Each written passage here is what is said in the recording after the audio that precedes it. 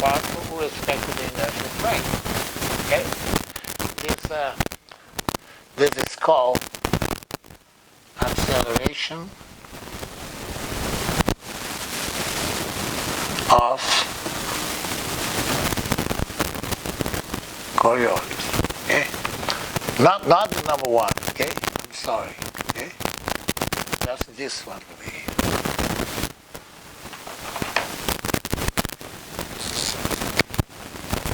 Take now out number one. One is called acceleration of Coriolis. So I have 1, 2, 3, 4, 5 terms over here. You see, if you don't have translation, only rotation, R, capital R double dot is 0. Okay? You have only rotation. So you have to be careful with this term over here.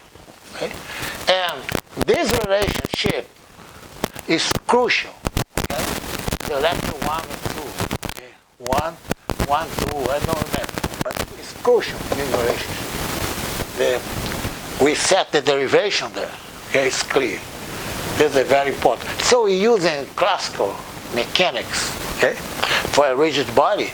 So instead of dm, we can integrate.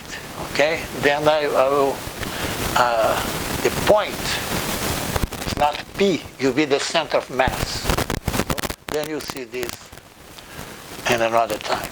Okay, so there's the expression.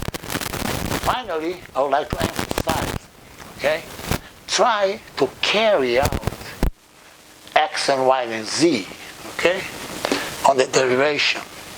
So you will not have any doubt, okay, when you reach, for instance, this point over here. See? Because the derivation is with respect to the inertial frame. Okay? That's why you have a product. Okay? When you have a vector rho, okay, vector rho can be written small x E1 plus small y E2 plus small z. When you take the derivative with respect to this, you have a product.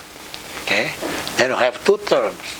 Okay? So this is very, very important, okay, to emphasize this point. Okay?